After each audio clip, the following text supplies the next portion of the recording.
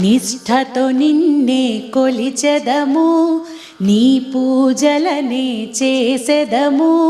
కష్టములన్నీ కడతేర్చి కనికరముతో మము కాపాడు.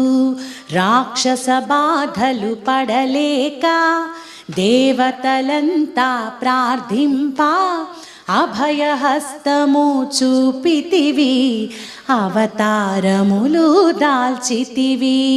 అరుణారుణపు కాంతులలో అగ్నివర్ణపు జ్వాలలలో అసురులనందరి దునుమాడి అపరాజితవై వచ్చితివి.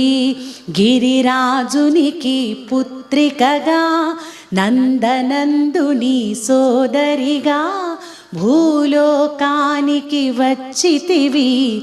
భక్తుల కోర్కెలు